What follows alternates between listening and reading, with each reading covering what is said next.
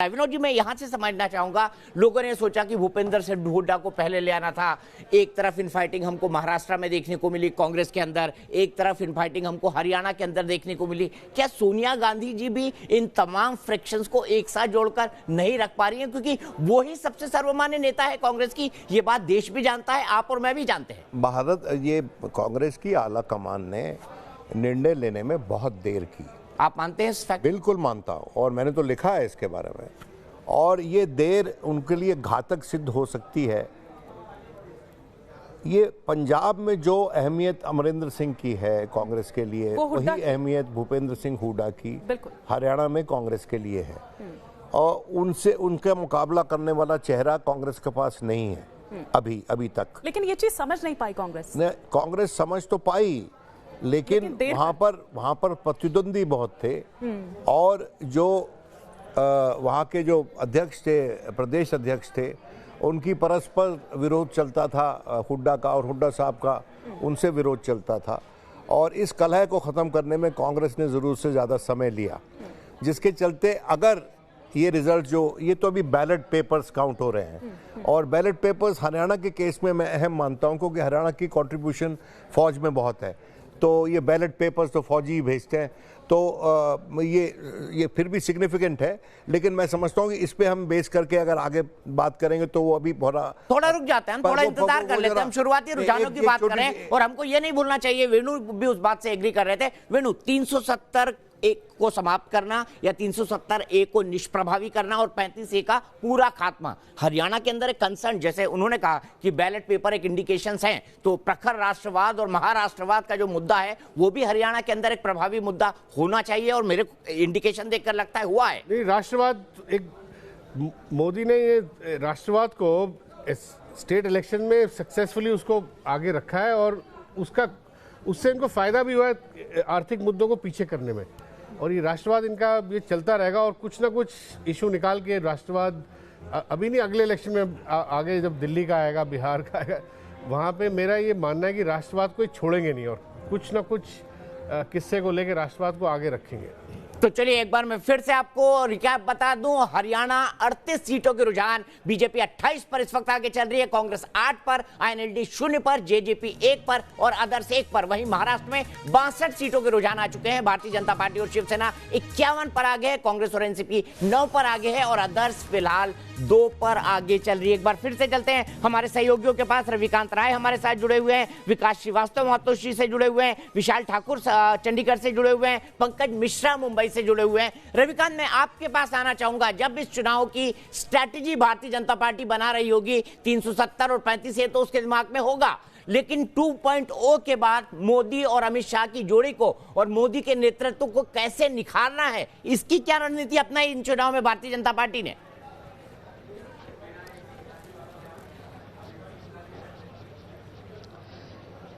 देखिए दीपक जी, इस पूरे चुनाव में भारतीय जनता पार्टी की रणनीति ये थी कि चुनाव भले ही महाराष्ट्र और हरियाणा में हो रहा है, लेकिन वहां पर बीजेपी ने स्थानीय मुद्दों को हावी नहीं होने दिया। महाराष्ट्र और हरियाणा दोनों जगह चुनाव में भारतीय जनता पार्टी ने धारा 370 और 35 ए और राष्ट्रवाद को प्रमुखता से एक मुद्दा बनाया, और बीजेपी इसे मुद्दा बनाने में कामयाब रही। और बीजेपी ने जिन चेहरों को पहले ही डिक्लेयर कर रखा था कि ये हमारे मुख्यमंत्री पद के उम्मीदवार हैं, उनकी बेदाग छवि थी, उन्होंने उन राज्यों में काम भी किया, और इन तमाम चीजों का फायदा भारतीय जनता पार्टी को मिला। जहां तक शिवसेना की बात है, तो भारतीय जनता पार्टी ने बिल्कुल यहां पर क्लियर कर दिया कल ऑफ रिकॉर्ड मीटिंग में कि भले ही वो अकेले अपने दम पर सरकार बनाती है या कुछ सीटें कम पड़ जाती है, शिवसेना का कभी साथ नहीं छोड़ेगी। यानी गठबंधन पूरी तरीके से मजबूत है, जो सरकार बनेगी उसमें शिवसेना की हिस्सेदारी रहेगी। हरियाणा को लेकर कुछ यहां पर बातें कही जा रही हैं, लेकिन बीजेपी के नेताओं को यह लगता है कि जो एग्जिट पोल के आंकड़े आए हैं वो कांग्रेस पार्टी के लिए थोड़ी देर तक ही राहत दे सकते हैं, क्योंकि हरियाणा में भारतीय जनता पार्टी की स्थिति उतनी खराब नहीं है, क्योंकि यहां पर आईएनएलडी दो टुकड़ों में बंट गई और कांग्रेस पार्टी के अंदर जो मतभेद था उसका भी फायदा भारतीय जनता पार्टी को इन दोनों ही राज्यों के विधानसभा चुनाव में मिलने वाला है। तो दीपक जी, रविकांत, मैं 1 मिनट के लिए आपको रोकूंगा। रुझानों की अगर बात करें तो मुझे लगता है कि शायद अब हम बैलेट पेपर से आगे बढ़ गए हैं। 8:26 का वक्त हो चुका है। हरियाणा में 43 सीटों के रुझान इस वक्त सामने आ चुके हैं। 90 में से भारतीय जनता पार्टी 32 पर आगे है। बड़े मार्जिन के साथ रुझानों में फिलहाल भारतीय जनता पार्टी आगे है। अगर कांग्रेस की बात की जाए तो मात्र 8 सीटें रुझानों में आगे है, जेजेपी 2 पर और अदर्स 1 पर। वहीं महाराष्ट्र की अगर बात की जाए तो भारतीय जनता पार्टी 44 पर आगे है, शिवसेना 20 पर आगे है। अगर कांग्रेस और एनसीपी गठबंधन की बात की जाए तो वो मात्र 14 सीटों पर आगे है और अदर्स 2 सीटों पर आगे है। विनोद, यहां पे मैं आपसे समझना चाहूंगा कि जो परिस्थितियां कांग्रेस में हाल फिलहाल में डेवलप हो गई हैं, खासकर लोकसभा चुनाव के बाद, हार के बाद, आपको नहीं लगता एक अंधे कुएं में कांग्रेस के तमाम नेता एक काली पट्टी बांधकर घूम रहे हैं? देखिए, किसी भी लोकतंत्र में के लिए ये बहुत ही दुख की बात है कि कोई भी हमारा कोई क्लियर कट विपक्ष नज़र नहीं आ रहा। हाँ, मैं महाराष्ट्र में घूमा, मैं हरियाणा में घूमा और जब लोगों से बात करते थे तो लोग जो थे वो उन मुद्दों की बात करते थे जो हम अभी कह रहे हैं कि शायद वो हावी ना हो।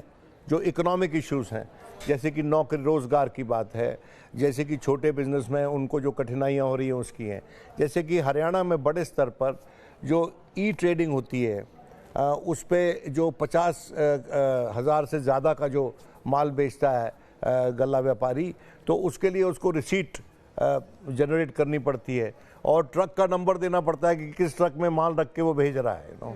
तो उससे बहुत लोगों में बड़ी छटपटाहट है, बहुत वो बेचैन है। नहीं, लेकिन अगर रूल्स और रेगुलेशंस बन रहे हैं, रूल्स और रेगुलेशंस बन रहे थे, इसमें दिक्कत क्या है? समझना चाहिए इस तरह के रिफॉर्म कांग्रेस भी करना चाहती थी, बीजेपी भी करना चाहती थी। और जो जिन लोगों की परेशानी की आप बात कर रहे हैं विनोद, मैं लोगों से तर्क नहीं कर रहा। बिल्कुल बिल्कुल नहीं, लोगों की परेशानी की जो आप यहाँ पर बात कर रहे हैं, क्या यही कारण है कि थोड़ी उदासीनता इन चुनावों में देखने को मिली? मैं बताता हूँ, क्योंकि परसेंटेज वो नहीं रहा जो पिछली बार रहा। मैं बताता हूँ आपको, ये मैं बात कर रहा हूँ MSMEs की। ठीक है, जो छोटा व्यापारी है उसके लिए प्रॉब्लम है, ये बड़ा व्यापारी के लिए तो नहीं है। वो तो अलग अलग से अपना IT सेक्शन बना देगा, वो लोग काम करते रहेंगे, उनके CAs हैं वो काम करते हैं। तो ये सब जो इश्यूज थे इसके बारे में लोग बात कर रहे थे। उस इश्यूज को एनकैश करने के लिए क्रेडिबल ऑपोजिशन नहीं है। देखिए, ऑपोजिशन की विश्वसनीयता, उस पे बड़ा प्रश्न चिन्ह आज के दिन जनता के मानस पर। मैंने आपसे बात से एग्री किया। वेणु जी, मैं आपके पास आऊं उससे पहले एक बार फिर से हरियाणा का रिकैप आपको बता देता हूं। यहां पर देखिए 47 सीटों के रुझान आ चुके हैं, यानी बहुमत से ज्यादा, और बीजेपी वे अहेड। बीजेपी इस वक्त 36 सीटों पर आगे है, 51 माफ कीजिएगा, 51 में से बीजेपी 40 में। अगर इसी तरह चलते रहे तो अगले 10 मिनट के अंदर भारतीय जनता पार्टी रुझानों के अंदर बहुमत का आंकड़ा पा लेगी, अगले 5 से 10 मिनट के अंदर। क्योंकि बीजेपी अगर 40 पर है तो कांग्रेस मात्र 8 पर खड़ी हुई है। उधर अगर हम महाराष्ट्र की बात करें, वहां पर तेजी से आंकड़े बदलते हुए 101 सीटों पर रुझान सामने आ रहे हैं। उन 101 में से भारतीय जनता पार्टी और शिवसेना गठबंधन 83 पर आगे है। मैं उदासीनता पे जा ही नहीं रहा हूं। हो जाएगा, ऐसा रहा तो 75 पार भी हो जाएगा। मेरे ख्याल से 9 बजे तक आप और मेरी शिफ्ट बदलेगी, तब तक ये क्लियर हो जाएगा कि दोनों राज्यों के अंदर जो है सरकार किसकी बनने वाली है। आप कुछ कह रहे हैं? ये रुझान अगर बरकरार रहे तो साफ है कि जाट पूरा इनके साथ है और ये उसमें नहीं, मैंने जाट साथ मैं आपको जाट पे हम फोकस ना करें, हम जाट पे फोकस ही ना करें। मैं एक और बात कहना चाहता हूँ। मैं ये कह रहा हूँ कि हरियाणा में जाट कम्युनिटी बहुत एक बड़ा तबका है, 20 से 22%, नथिंग मोर देन दैट। क्योंकि अगर आप हिंदू मुसलमान में अगर डिवाइड करें तो माइनॉरिटी में मुसलमान रहेंगे, मेजॉरिटी में हिंदू। ठीक वही पॉलिटिक्स भारतीय जनता पार्टी ने हरियाणा में खेलने की कोशिश की है। जाट वर्सेस अदर्स में उन्होंने मनोहर लाल खट्टर को बिठाकर पूरे 5 साल सरकार चलाई। मैं कुछ और बोल रहा हूं। मैं ये कह रहा हूं कि भारतीय जनता पार्टी ने एक माइनॉरिटी कम्युनिटी के आदमी को, minority as in non Jat को बिठा के, उसके बावजूद जाट कम्युनिटी की सपोर्ट उनका पूरा उनके साथ है। और लोकसभा इलेक्शन 2000 लोकसभा में बिल्कुल नहीं मिला। लोकसभा में कैप्टन अभिमन्यु की सीट, जो वहां के सबसे बड़े जाट नेता है भारतीय जनता पार्टी के, वो खुद अपनी नारनौंद की सीट बुरी तरह उस लोकसभा चुनाव के अंदर जहां पर क्लीन स्वीप थी नरेंद्र मोदी की, हार गए। नहीं, मैं आपको एक और आंकड़ा दे रहा हूं। ये जो पूरे बेल्ट में वेस्टर्न यूपी और राजस्थान लोकसभा चुनाव के बाद जो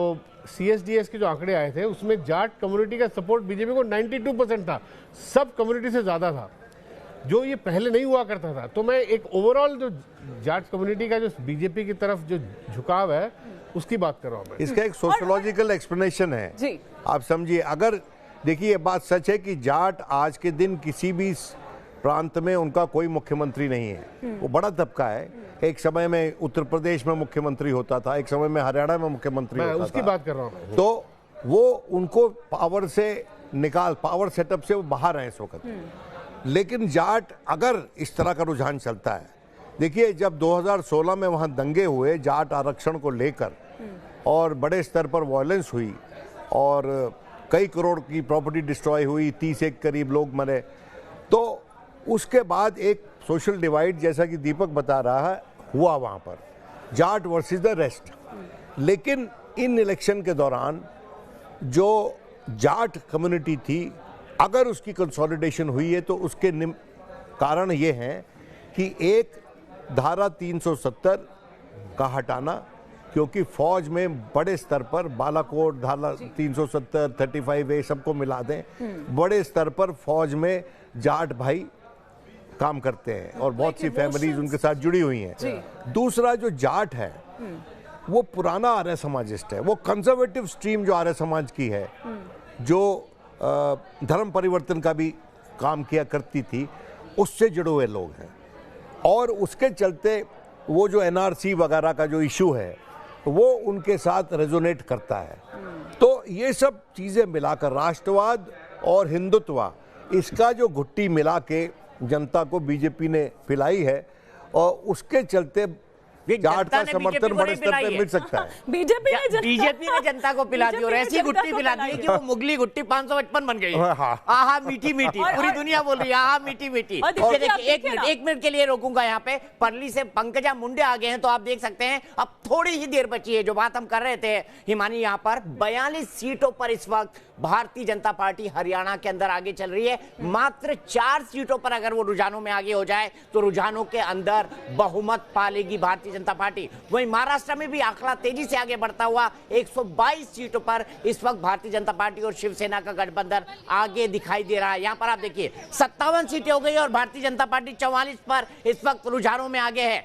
आप जल्दी से ब्रेकिंग न्यूज बना लीजिए कि रुझानों के अंदर हरियाणा में भारतीय जनता पार्टी बहुमत पाने जा रही है। जल्दी देखिए 44 पर भारतीय जनता पार्टी इस वक्त आगे है। वेणु, आप सोच रहे थे कि शायद एक एग्जिट पोल आएगा, उसके बाद कुछ परिस्थितियां बदलेंगी, लेकिन मुझे लग रहा है कि जो प्रिडिक्शन हम लोग उस दिन कर रहे थे, जिस दिन एग्जिट पोल आए थे, और मेजॉरिटी ऑफ एग्जिट पोल ये कह रहे थे कि हरियाणा में क्लीन स्वीप है, वही इंडिकेशन फिलहाल दिखाई दे रहा है। बिल्कुल, वो असल में एक्सिस जो 2019 लोकसभा चुनाव में उनका बिल्कुल एक्यूरेट प्रेडिक्शन था, इसलिए जो उन्होंने जो उनका जो प्रेडिक्शन था उस वजह से थोड़ा कंफ्यूजन फैला, क्योंकि इनका रिकॉर्ड अभी तक अच्छा रहा है, पर इससे साफ दिख रहा है कि एक्सिस पोल गलत साबित हो रहा है। बिल्कुल मैं समझता हूँ ये अभी जल्दी होगा, हमको थोड़ा इंतजार करना चाहिए। हम लोग रुझानों की बात कर रहे हैं, लेकिन ये बात सच है कि शुरुआत में अभी भी कोई उम्मीद लगाए शुरुआत में चेंज हो सकता है। हाँ, क्यों नहीं हो सकता, क्योंकि अभी रियल कॉन्स्टिट्यूएंसी वाइज काउंटिंग होनी है। बिल्कुल, बिल्कुल। पहला राउंड भी पूरा नहीं हुआ कॉन्स्टिट्यूएंसीज में।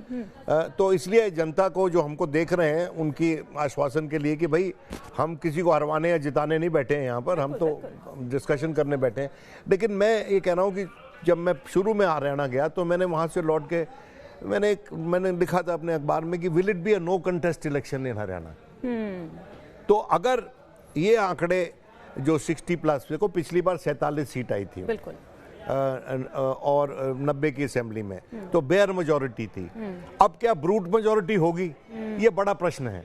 और अगर लेकिन ये खट्टर की होगी या मोदी जी की होगी? देखिए मेरी बात समझने की कोशिश कीजिए, मनोहर लाल खट्टर जो है, 1 मिनट के लिए रोकूंगा। रुझानों में हरियाणा में बीजेपी को बहुमत मिल चुका है, 60 सीटों के रुझान आ चुके हैं। भारतीय जनता पार्टी रुझानों में काफी आगे, बल्कि मैं कहूंगा बहुत आगे। फिलहाल ऐसा लगता है कि रुझानों के हिसाब से कांग्रेस उनके नंबर्स तक न पहुंच पाए, वहां तक पहुंचने में कांग्रेस लड़खड़ा जाए, कांग्रेस पहले ही गिर जाए। कांग्रेस इस वक्त रुझानों में मात्र 11 पर आगे है, भारतीय जनता पार्टी 46 पर आगे। जननायक जनता पार्टी जो 15 मिनट पहले अपने आप को किंग मेकर जानबूझकर जताने की कोशिश कर रही थी वो मात्र 2 सीटों पर आगे है और अदर्स 1 पर। वहीं महाराष्ट्र का एक रिकैप ले लेते हैं। आप देखिए महाराष्ट्र में किस तरीके से तस्वीर तेजी से आगे बढ़ रही है बीजेपी शिवसेना के फेवर में। बीजेपी शिवसेना 108 पर आगे है, कांग्रेस एनसीपी 29 पर आगे है और अदर्स 2 पर आगे हैं। और अभी हरियाणा में बहुमत से बहुत ज्यादा दूर नहीं है बीजेपी शिवसेना गठबंधन, लेकिन आधी से ज्यादा सीटें गिना जाना बाकी है। तो आप जो कह रहे थे no opposition no contest election, आपने प्रिनो जी मैं बड़ा ऑनेस्ट सवाल पूछना चाहता हूं क्योंकि मैं भी बहुत दिनों से सोच रहा हूं शायद ऐसा चुनाव मैंने नहीं देखा जहां पे अपोजिशन पार्टी ने कभी दावा ही नहीं किया हो कि हम सरकार बनाने के लिए लड़ रहे हैं। राज ठाकरे जैसा नेता कह रहा था कि मैं तो विपक्ष में बैठने के लिए वोट मांग रहा हूं। देखिए मेरी बात सुनिए, मुझसे किसी ने पूछा था करीबन एग्जिट पोल्स के टाइम पे कि भाई इस पे क्या बोल रहे हैं आप। मैंने कहा भाई ये वो थ्रिलर है जिसका क्लाइमैक्स हमको पता है, तो इसको देखने में मज़ा नहीं आ रहा और ये इलेक्शन कवर करने में भी बहुत ज़्यादा मज़ा नहीं आया, क्योंकि जब तक कश्मकश नहीं होगी लोकतंत्र में तब तक मैं समझता हूँ लोकतंत्र जो है निखरता नहीं है। और एकतरफा इलेक्शन, अब मुझसे पूछा गया था मनोहर लाल खट्टर के बारे में, आपकी सहयोगी ने, मनोहर लाल खट्टर जब मुख्यमंत्री बने तो इस बना पे बने कि नरेंद्र मोदी जी से उनके रिश्ते अच्छे थे और उनका संघ का बैकग्राउंड था। आज के दिन अगर उनको दोबारा मैंडेट मिलता है तो उनमें उस मैंडेट में उनका योगदान मेरे लिहाज से 60% होगा। केंद्रीय नेताओं का भी है लेकिन उनका ज़्यादा इसलिए है कि उन्होंने अपनी सरकार में पक्षपात नहीं किया, रीजन के बेसिस पे या धर्म के बेसिस पे या जात के बेसिस पे।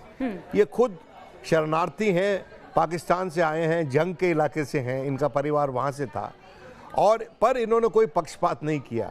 और मैं इनसे कई बार मिला हूँ, मैं कोई इनका बहुत बड़ा फैन नहीं हूँ, लेकिन एक ऑनेस्ट असेसमेंट इनके बारे में ये होगा कि अगर आप किसी ईमानदार सीधे सच्चे आदमी को, और ये इनकी लाइफस्टाइल बहुत सिंपल है, बिल्कुल बिल्कुल, शायद पराठा खाते हैं उसका बड़ा शौक है। पराठे की आप बात कर रहे हैं, एक हमारे सहयोगी भी जुड़ चुके हैं, मोहित राज दुबे, तक कहते हैं कि सबसे बड़ा पराठा होता है वहां का, और जलबे भी।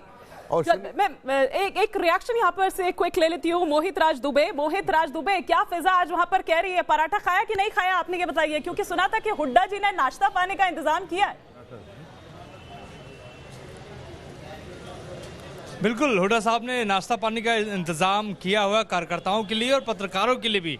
पूरी सब्जी और पूड़ी, आपको बता दें कि दाल वाली पूड़ी उन्होंने बनवाई थी और सबके लिए व्यवस्था की थी। अभी तक तो मैंने नहीं खाई, थोड़ी देर के बाद जरूर मैं खाऊंगा। लेकिन सबसे बड़ी बात है जी, जिस तरीके का रिजल्ट और जिस तरीके के रुझान आ रहे हैं उसको देखते हुए कहीं ना कहीं उनकी आवाज पर मायूसी धीरे धीरे छाती जा रही है, क्योंकि उम्मीद थी कि बेहतर प्रदर्शन 2014 के मुकाबले इस बार हुड्डा साहब करेंगे। लेकिन थोड़ी देर पहले हुड्डा साहब घर से बाहर निकले थे, लेकिन अब फिर वो घर के अंदर चले गए हैं और 1-1.5 घंटे के बाद उन्होंने कहा है कि वो मीडिया से बातचीत करेंगे। वो अपने विधानसभा क्षेत्र से अभी तो पोस्टल बैलेट के हिसाब से आगे चल रहे हैं, लेकिन आगे क्या होगा, हरियाणा की सियासत में क्या होगा, क्योंकि भूपेंद्र सिंह हुड्डा के लिए करो या मरो की स्थिति थी। अगर हम आंकड़ों की बात कर लें तो ये 1977 के बाद भारतीय जनता पार्टी इतिहास बनाने जा रही है, क्योंकि सिर्फ कांग्रेस ही 2 बार सत्ता यहाँ पर हासिल कर पाई थी। अगर यही चलते रहे रुझान और ये नतीजों में बदल गए तो निश्चित तौर पे भारतीय जनता पार्टी एक नया इतिहास रचेगी। और महत्वपूर्ण इसलिए भी है, धारा 370 हटने के बाद,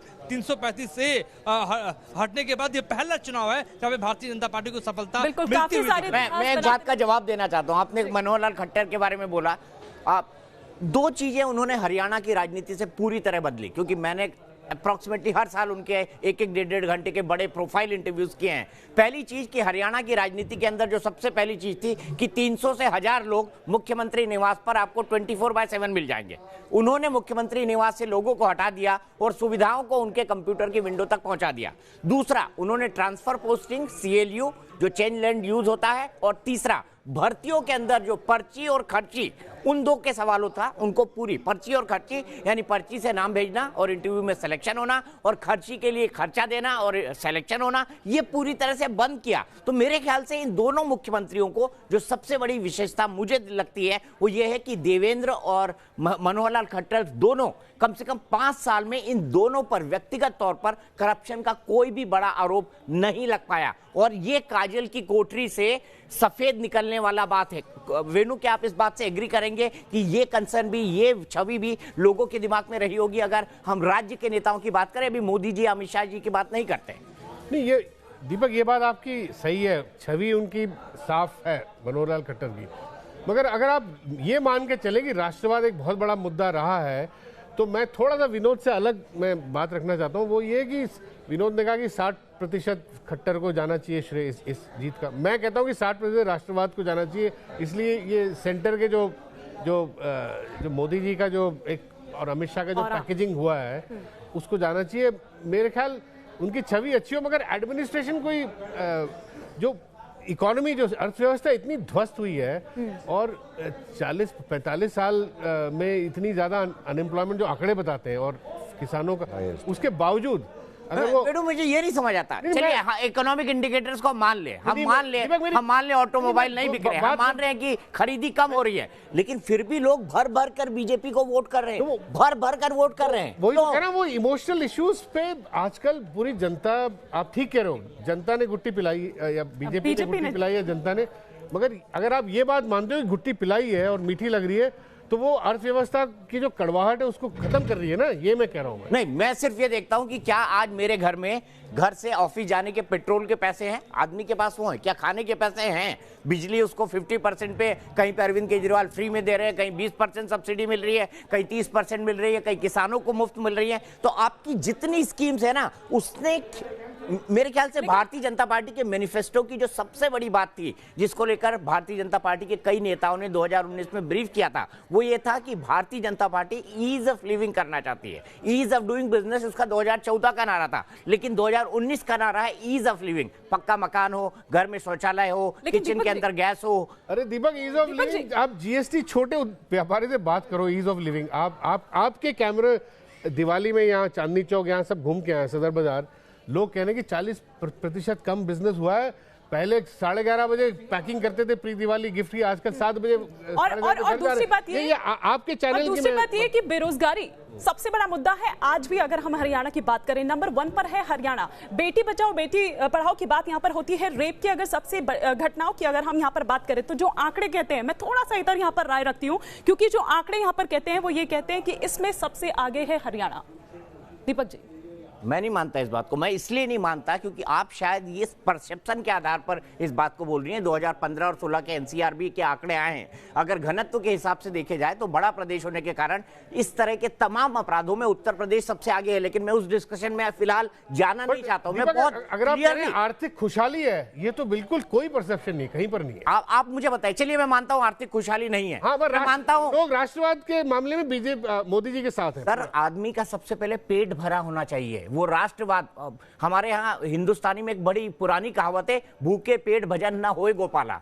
आदमी भगवान का भजन भी भूखे पेट नहीं कर पाता। अगर जनता भूखी है, जनता त्राही त्राही कर रही है, उसके पास नौकरी नहीं है, उसके पास रोजगार नहीं है, वो घर से बाहर निकलकर साइकिल से लेकर मोटरसाइकिल से लेकर कार नहीं खरीद पा रहा है, तो मुझे नहीं लगता कि वो अपने घर में चुपचाप बैठेगा और जाकर सरकार को नहीं बदलेगा। मैं इस परसेप्शन से, माफ कीजिएगा सर, विद ड्यू रिस्पेक्ट, बहुत डिसएग्री करता हूं। बोलो हिमानी, अब बोलो, आप मेरे सवाल का जवाब दे दो कि आंकड़ों पर आप क्या कह रहे हो। नहीं, मैं कह रहा हूं कि जो राष्ट्रवाद का जो मुद्दा है, ये बीजेपी ने खुद एक आर्ग्यू किया था डिमोनेटाइजेशन के बाद कि लोग सैक्रिफाइस के लिए तैयार हैं। लोग एक स्वच्छता, एक फाइनेंशियल सिस्टम में स्वच्छता या ब्लैक मनी, जो भी इनका, अब इसका मैं काउंटर जवाब, उन्होंने कहा था कि बिल्कुल लोग अपने पेट को में लात मारने को तैयार है। प्रियंका गांधी और राहुल गांधी ने 2019 के इलेक्शन के दौरान कहा कि मैं प्रधानमंत्री को चुनौती देता हूं कि इस सवाल को वो बेरोजगारी, डिमोनेटाइजेशन और करप्शन के नाम पर लड़ ले। तो मैंने उनसे ये सवाल, आप चाहें तो मैं प्रधानमंत्री की बाइट निकाल के भी सुनवा देता हूं। मैंने उनसे स्पेसिफिक, मैंने बोला आर्थिक मुद्दों की अगर बात की जाए तो सबसे बड़ा आर्थिक फैसला आपके 5 साल के दौरान रहा डिमोनेटाइजेशन। आप डिमोनेटाइजेशन के बाद, डिमोनेटाइजेशन के जो अच्छे फायदे हुए हैं उनके आधार पर इलेक्शन क्यों नहीं लड़ लेते? आप क्यों राष्ट्रवाद, प्रखर राष्ट्रवाद, पुलवामा, पाकिस्तान की बात करते हैं? मेरा स्पेसिफिक सवाल था और उनका जवाब था कि डिमोनेटाइजेशन के बाद दुनिया के सबसे बड़े एक स्टेट का चुनाव हम बम्पर बहुमत के साथ जीत चुके हैं। उन्होंने उत्तर प्रदेश की बात की थी और डिमोनेटाइजेशन के बाद वो उत्तर प्रदेश का चुनाव जीते थे। बोले उस पर मुझे मैंडेट मिल चुका है। ऐसा नहीं है कि ये सवाल मेरे या जनता के दिमाग से हट गया है, लेकिन दूसरी बार भी अगर कोई उस मुद्दे को सामने लेकर जाना चाहता है, जिसको एक बार जनता रिजेक्ट कर चुकी है, तो लोग जा सकते हैं। शायद विनोद सर कुछ कहना। राहुल देव जी भी हमारे साथ जुड़ चुके हैं, सीनियर जर्नलिस्ट। जी सर, आपने सबकी बात सुनी यहाँ पर। आप मुझे अभी सिर्फ ये कहना है कि अभी ईज ऑफ लिविंग और ईज ऑफ बिजनेस की बात हो रही थी, जो होता दिख रहा है वो मुझे लग रहा है उसको हम ईज ऑफ बिलीफ कह सकते हैं। ये जो आस्था या विश्वास है वो अभी इन सारे उन तत्वों पर भारी पड़ रही है जो अभी आपने सबने गिना है, आर्थिक तत्वों पर। तो जीवन निश्चित रूप से कठिन हुआ है और पहले की तुलना में अभी 6 महीने में, 1 साल में ही काफी कठिन हुआ है, लेकिन उसके बावजूद विश्वास और लगता है कि मजबूत हुआ है। तो ये एक विचित्र चीज है, ये मनोवैज्ञानिक, ये सही कह रहे हैं, ये मनोविज्ञान का खेल है। अभी यहाँ अर्थशास्त्र नहीं चल रहा है। चलिए, मैं मनोविज्ञान में कहता हूँ, आदमी बहुत मनोवैज्ञानिक व्यक्ति है। मुझे बताइए सर, इस भारत में फिलहाल कितने लोग भूखे सोते होंगे? फिर आप उस पे आ गए। मैं आ रहा हूँ ना, क्योंकि आप कह रहे हैं कि व्यक्ति अरे भाई सामान्य परिस्थिति में नहीं है। भूखे सोने वाले या आधे पेट सोने वाले, वो भी जब आपको दिख रहा है कि एक भावना की आंधी में बह रहे हैं, एक आस्था और विश्वास की आंधी में बह रहे हैं, तो फिर उस मनोविज्ञान को समझे। और ये आंधी किस बात की है कि हम पाकिस्तान से जंग जीत लेंगे? पाकिस्तान, ये आंधी इस बात की है कि कल अब और एक बेहतर कल होगा, ये इस बात की आंधी है। वो भी है, बहुत सारी चीजें होती है, कोई एक चीज नहीं। इतनी बड़ी चीज, सबसे बड़ा लोकतंत्र, उसमें उसका सबसे बड़ा चुनाव, लोकतंत्र आप अगर लोकसभा को लें या विधानसभा को लें, उसमें कोई एक ही चीज कारक होगी, वही सबसे हर चीज को बदलेगा, ऐसा नहीं होता। ये बड़ा कॉम्प्लेक्स है, समझना पड़ेगा इसको। आप भी जानते हैं कि विविधता, बहुलता है, कारणों की भी बहुलता है, बहुत सारे हैं, लेकिन जो हावी पड़ रहा है, जो हम कहेंगे मुख्य धारा की भावना क्या है, मुख्य धारा का विचार क्या है, किस विचार और किस वैचारिक भावनात्मक आंधी में देश की मुख्य धारा बह रही है, जिसमें अमीर भी शामिल हैं और गरीब भी शामिल हैं, रोजगार वाले भी शामिल हैं और बेरोजगार भी शामिल हैं। ये अद्भुत चीज है, लेकिन है। इसलिए मुझे ये लगता है ये अर्थशास्त्री नहीं समझा पाएगा, ये सोशियोलॉजिस्ट, फिलोसोफर जी समझा पाएंगे। विनोद जी, सोशियोलॉजी बड़ी क्लियर है। देखिए, इस सारे इश्यूज के होते हुए भारतीय जनता पार्टी का जो शुरू से एक कोशिश रही है कि ऐसे मुद्दे सामने लाओ जिससे कि जनता भाव विभोर हो जाए, इमोशनल हो जाए। और मैं कई बार कहता हूं कि इलेक्शन कमीशन को एक मॉडल कोड ऑफ कंडक्ट में एक प्रीरेक्विजिट रखना चाहिए कि कोई भी ऐसा मुद्दा which disturbs the equanimity of mind of the voter should not be. ये कैसे डिसाइड करेंगे आप? बैरोमीटर होगा इसका कोई? देखिए, सुनिए, मैं कहता हूं ना, अब ये तो आप इलेक्शन कमीशन जवाब देगा, आप क्यों दे रहे हैं? लेकिन कम से कम मैं आपको काउंटर तो कर सकता हूं ना। हम बहस कर रहे हैं यहाँ पर, आपको अपना तर्क रखने का अधिकार है, मुझे मेरा तर्क रखने का अधिकार है। सुनने के पूरी बात सुन लो, फिर उसके बाद काउंटर करना। मैं बार बार ये कहता हूं क्योंकि कारण ये है कि डेमोक्रेसी, हम और आप पत्रकार हैं, ठीक है ना, और हम लोगों की क्या अहमियत है लोकतंत्र में कि भाई हम लोग जनता तक खबर पहुंचाएं। इन्फॉर्मेशन जो होती है वो जनता, पब्लिक ओपिनियन को मजबूत करती है, उसको विवेक देती है। और जब हम ऐसी बात जनता तक पहुंचाते हैं कि जो उसको भाव विभोर कर देती है और वो मस्तिष्क का इस्तेमाल नहीं करता, तो जब वो वोट डालने जाता है तो लोकतंत्र को मजबूत नहीं करता। वो सच्चाई यही है। लेकिन आज के दिन जो बड़ा सबसे प्रश्न ये है कि आज का जो विपक्ष है उसका क्रेडिबिलिटी नहीं है जी। जनता विपक्ष वाले मुद्दे उठा के आपस में बात कर रहे हैं, लेकिन वो कहते हैं किधर जाएं हम लोग, उनको आगे जाने का रास्ता नहीं मिल रहा। ये बात नहीं है कि जमीन पे मुद्दे नहीं है जो काट देंगे 370 को, ये भी 35A को। इलेक्शन कमीशन को मेरे ख्याल से ये भी कर देना चाहिए कि इलेक्शन कमीशन के लिए मैंडेटरी हो जाए कि वो अगर इस तरह का सशक्त पक्ष हो तो एक विपक्ष भी खड़ा करे। एक परिवर्तन भी कर देते हैं। देखिए दीपक, तुम तो फिर इसको बड़ा फ्लिपेंट बना रहे हो डिबेट को, बुरा मत मानना मेरी बात का। इससे लोग शायद देख के मतलब मजा आए उनको, लेकिन उनके इंफॉर्मेशन, उनकी एजुकेशन नहीं होगी। हमको जनता को एजुकेट करना बहुत जरूरी है। और 370 पे अगर मैं कोई बात कहता हूं और मुझे कोई पलट के कह दे कि एजुकेट, मेरा ये मानना है एजुकेट करना ये बड़ा भारी शब्द है। मैं नहीं समझता कि आज एक आम पत्रकार बेयरफुट एजुकेशन वर्कर है, शुरू में तो था, अब आज के दिन पता नहीं क्या है। ना मैं बड़ा पूछ लो, हम 3 लोग बैठे हैं, हम एजुकेशन वर्कर हुआ करते थे। एजुकेशन वर्कर हम नहीं है, हम शिक्षा नहीं दे रहे, हम फैक्ट्स पहुंचा रहे हैं। देखिए फैक्ट्स भी नहीं पहुंचा रहे हैं, हम फैक्ट्स पहुंचा रहे हैं। हम माफी चाहता हूँ, फैक्ट्स भी नहीं पहुंचा रहे और फैक्ट्स भी अपने अभी मैं फैक्ट्स बता देता हूं। अभी के फैक्ट्स के हिसाब से हरियाणा में 76 सीटों के रुझान आ चुके हैं, बीजेपी 53 सीटों पर आगे है। कांग्रेस की अगर बात करी जाए तो कांग्रेस जो है वो 19 सीटों पर आगे है, आईएनएलडी 0 पर, जननायक जनता पार्टी 4 पर और अदर्स मात्र, फिलहाल अगर देखा जाए तो अदर्स जो हैं वो 0 पर आ चुके हैं। वहीं महाराष्ट्र में 191 बड़े परिणाम आ चुके हैं, बड़ी संख्या के रुझान सामने आ चुके हैं। बीजेपी गठबंधन जो है वो बहुमत के बेहद करीब है, बीजेपी 92 पर, शिवसेना जो है 48 पर, और एनसीपी और कांग्रेस की बात की जाए तो मीलों पीछे। यहां पर डाटा जो हमको दिखा रहा है वो मात्र 44 सीटों पर, लगभग 99 सीटों का रुझानों में अंतर बीजेपी, शिवसेना और कांग्रेस एनसीपी के। बिल्कुल दीपक जी, कुछ सहयोगी और हमारे साथ जुड़ चुके हैं। रवि सिसोदिया इस वक्त कांग्रेस हेडक्वार्टर में मौजूद हैं दिल्ली में, और राहुल डबास भी हमारे साथ जुड़ चुके हैं। रवि, मेरे ख्याल से जो थोड़ी बहुत उम्मीद हरियाणा की ओर से पाली हुई थी कांग्रेस, अब तो उन उम्मीदों पर भी पानी फिरता फिलहाल नजर आता है, जो रुझान यहाँ पर कह रहे हैं। तो वहां पर क्या किस तरह की हलचल या कुछ दिखाई दे रहा है? देखिए, जहाँ तक कांग्रेस मुख्यालय की बात करें, कांग्रेस मुख्यालय में किसी भी प्रकार की कोई हलचल या कोई उत्साह देखने को नहीं मिल रहा है।